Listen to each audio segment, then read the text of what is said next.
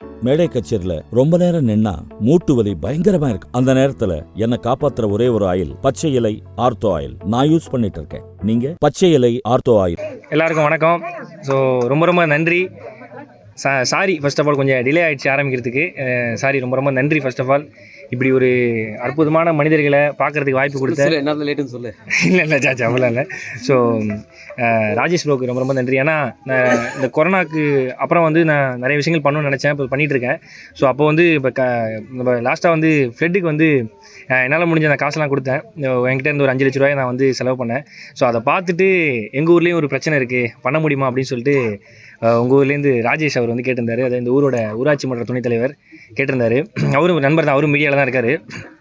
கேட்கும்போது நான் வந்து என்ன பிரதர் அனுப்புங்க அப்படின்னு சொல்லி அனுப்பும்போது எனக்கு எப்படி சொல்கிறது, என்னையும் ஒரு ஆளாக மதிச்சு நீங்கள் எல்லோரும் ஒரு மனு எழுதி அனுப்பிச்சிருந்தீங்க. ஸோ ஒரு பேப்பரில் ஒரு மனு எழுதி ஊர் மக்கள் எல்லாம் கையெழுத்து போட்டு அனுப்பிச்சிருந்தீங்க. ஏன்னா நமக்கு ஏன் மனு கொடுக்குறாங்க, நான் யோசித்தேன் நம்ம என்ன அவ்வளோ பெரிய ஆளாக நமக்கு மனு கொடுக்குறாங்கன்னு. அது படிக்கும்போது தான் தெரிஞ்சுது.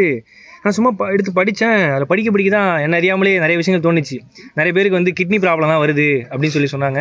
இது ரொம்ப வருஷமாக அந்த பிரச்சனை இருக்குது, இது வந்து எப்படியாவது முழுமையாக வந்து சால்வ் பண்ணோம், ரொம்ப கஷ்டமாக இருக்குது அப்படின்னு சொல்லும்போது நான் அவர்கிட்ட கேட்டேன். இப்போ அவர் சொன்னார், இது மாதிரி ராஜேஷ் சொன்னார், இல்லை நம்ம வந்து பண்ணிடலாம், எவ்வளோ பிரதர் ஆகும் அப்படின்னு கேட்கும்போது அவர் சொன்னார், மொத்தமாக அந்த ஷெட்டுக்கெல்லாம் சேர்த்து ஒரு 3 லட்ச ரூபா கொட்டேஷன் வரும்.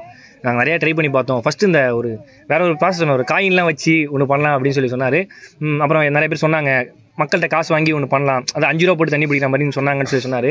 அப்புறம் நானும் அவர் தான் இல்லை பண்ணால் ஃப்ரீயாக பண்ணணும், யாருக்குமே காசு இருக்கக்கூடாது, கஷ்டத்துக்குன்னு ஹெல்ப் பண்ணுறோம், அதுவே இன்னொரு கஷ்டமாயிடக்கூடாது அப்படின்னு சொல்லிட்டு அப்புறம் நிறைய இடத்துல நாங்கள் வந்து கொட்டேஷன்லாம் வந்து வாங்கி நிறைய இது பண்ணி சரி ப்ரோ நான் கேட்டார், ஒரு 10 மினிட்ஸ் டைம் கொடுங்க அப்படின்னு. அந்த 10 நிமிஷம் டைம் கூட பண்ணலாமா பண்ண வேணாமான்னு யோசிக்கல, நம்மளால் இது எவ்வளோ நாளில் பண்ண முடியும்னு சொல்லி தான் யோசித்தேன். ஏன்னா வந்து நீங்கள் அந்த மனுவில் போட்ட வார்த்தைகளுக்கும் கையெழுத்துக்கும் வந்து அதை படிச்சுட்டு நகர்ந்து போக முடியல, என்னால் ஓப்பனாக சொல்ல நகர்ந்து போக முடியல. அதுலேயும் வந்து ஒரு வீடியோ எனக்கு அமிச்சார், அந்த தண்ணியை வந்து சூடு பண்ணி அதை வடிகட்டுற வீடியோ. கடைசி ஃபுல்லாக இவ்வளோ சுண்ணாம்பு இருந்துச்சு அந்த தண்ணியில்.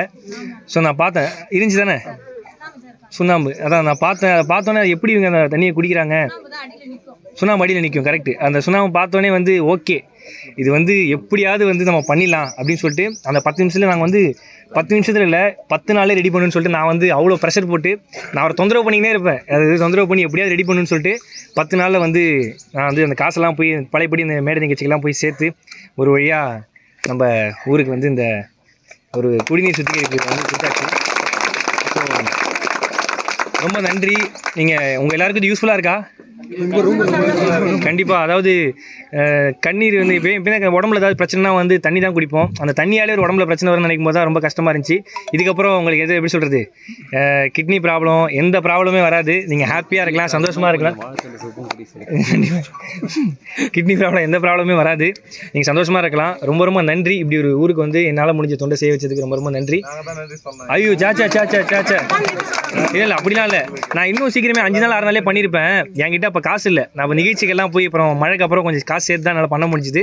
அது வந்து கொஞ்சம் டிலே ஆனதுக்கு ஐம் சாரி. வந்து நான் வந்து என்னதான் வந்து இந்த கேஷ் அதெல்லாம் பண்ணாலும் இதுக்கு வந்து உங்கள் ஊரில் வந்து ராஜேஷ் அவர் தான் மேன் பவர் ஃபுல்லாக பார்த்துக்கிட்டாரு. ஸோ ராஜேஷ்க்கு வந்து ரொம்ப நன்றி. ஏன்னா அவர் வந்து ஒரு ஊராட்சி மன்ற துணைத் தலைவராக இருக்கார், அவரே ஒரு பதவியில் இருக்கார். அவர் என்கிட்ட மனு கொடுக்கும்போது எனக்கு வந்து நம்மளால பண்ண முடியுமா அப்படின்னு யோசிக்கும் பார்த்தா அவர் சொன்னார், இல்லை ப்ரோ உங்களால் பண்ண முடியும் அப்படின்னு அவர் சொன்னார்.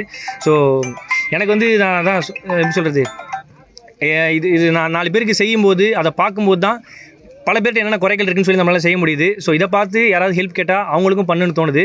ஸோ ரொம்ப நன்றி பிரதர், இந்த ஒரு அற்புதமான மக்களுக்கு தொண்டு செய்கிறதுக்கு என்னை செலக்ட் பண்ணுறதுக்கு ரொம்ப நன்றி.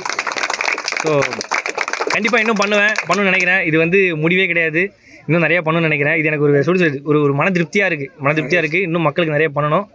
நன்றி. அதாவது காசு சேர்க்கறது நமக்கு மேட்டர் இல்லை, மக்களோட அன்பையும் ஆதரவை தாண்டி அவங்க மனசு சந்தோஷத்தை சேர்த்தாலே நமக்கு போதும், வேறு எதுவுமே கிடையாது. ஸோ என்னையும் ஒரு ஆளாக மதிச்சு நீங்கள் எல்லாரும் இவ்வளோ நேரம் வந்ததுக்கு ரொம்ப நன்றி. உங்கள் கையால் மனு எழுதி கொடுத்து கையெழுத்து போடுறதுக்கு ரொம்ப நன்றி. இப்போது உங்கள் நம்பிக்கை நான் கொஞ்சம் பூர்த்தி பண்ணியிருப்பேன்னு நினைக்கிறேன். நன்றிங்க, ரொம்ப நன்றி. ஸோ என்னங்க ஆரம்பித்தாலும் வந்து என் வாழ்க்கையை யார் ஆரம்பித்தா அவங்கள வச்சு தான் ஆரம்பிக்கணும்னு நினைப்பேன். ஸோ என் வாழ்க்கையின் கதவை திறந்தது வந்து இவர் தான். ஸோ அண்ணன் அமுதன் தான். ஸோ நான் ஒவ்வொரு விஷயம் பண்ணும்போது வந்து நான் திறக்க மாட்டேன், என் வாழ்க்கையை திறந்தவர் இவர் தான் திறக்கணும்னு சொல்லுவேன். ஸோ வந்து இவர் தான் இதையும் திறந்திருக்காரு. ஸோ இவர் திறந்தனால தான் என்னால் இவ்வளோ பண்ண முடிஞ்சுது. கண்டிப்பாக இவர் திறந்தால இந்த இதுவும் இன்னும் சிறப்பாக இருக்கும்னு நினைக்கிறேன். ஸோ ரொம்ப நன்றி நான் வந்ததுக்கு, ரொம்ப நன்றி. தேங்க்யூ. இன்னும் நான் பண்ணுவேன். ஒரு கோஷம் போடணும் சொல்லும்போது ப்ரெசன்ட் அமௌண்ட்ஸும் இந்த அன்பும் தான் ஓட வைக்குது. இன்னும் நான் நிறைய பண்ணணும்னு நினைக்கிறேன் நம்ம தமிழ் மக்களுக்கு. ஸோ கண்டிப்பாக பண்ணுவேன் நினைக்கிறேன். நன்றி, தேங்க்யூ. உங்கள் அன்புக்கு நன்றி. I love you.